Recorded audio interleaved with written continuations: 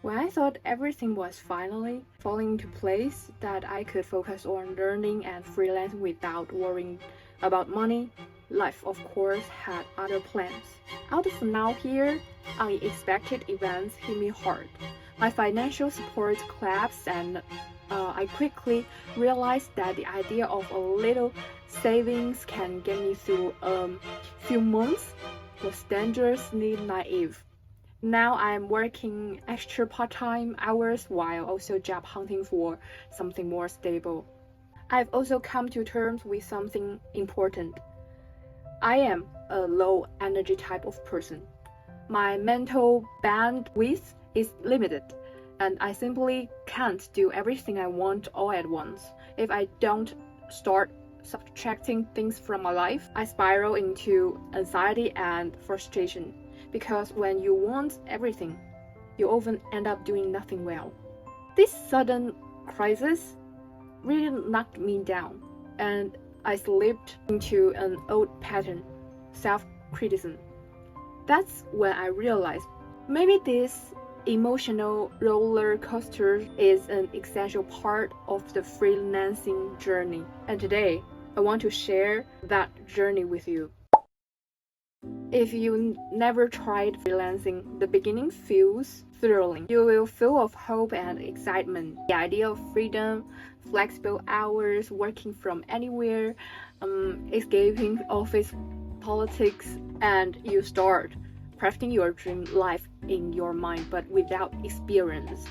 It's easy to ignore the tough realities. Unstable income, flaky clients, financial pressure. That's exactly what happened to me. The initial setbacks hit me hard, and the gap between expectation and reality was painful.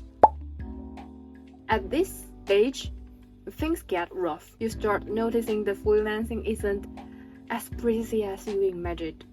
Clients disappear, deadlines pile up, you try everything, lowering your rates, spamming job boards over committed until you've burned out and lost. The anxiety gets louder. But this is also where the turning point begins. I realized I couldn't keep relying on passion alone. I needed a real system, a smarter plan. If I hadn't been forced to pause due to financial strain, this is the phase I should have been heading to. It's time to face the facts. I need to improve my weak points, like time management, negotiation, and business thinking. I have to learn how to build a personal brand, understand basic financial and taxes, and create a system that fits my energy levels and personality. Knowing myself deeply is the foundation of everything. If you already have some clients, this is where you start getting selective, refining your services and building healthy boundaries between work and life. You move from just taking gigs to professional positioning and finding your unique value. Okay, this phase comes from a friend of mine who's already built a stable freelance career. She told me that after surviving the chaos of the three phases, she finally found her rhythm. She had a steady income, recurring clients, and a deep trust in her abilities. She learned to say no to low-paying, low-value work. She even began to plan long-term, like turning services into products or collaborating with a small team. She focused on reputation, quality, and industry depth. But she also warned me comfort is dangerous. At this stage, it's easy to stop growing and start costing. This is where my friend is now. Repetitive work started to feel boring, and she noticed that market shifts and tech changes were threatening her current business model.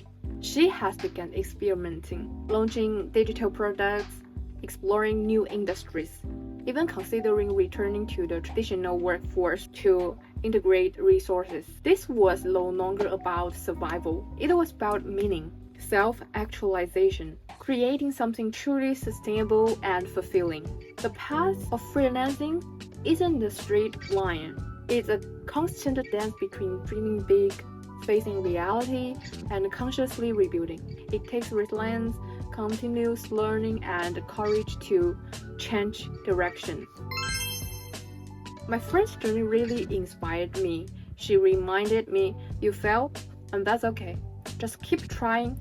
If you run out of money, take a job, saving up, and try again later. Yes, failure sucks, but giving up completely, that regret caused even deeper.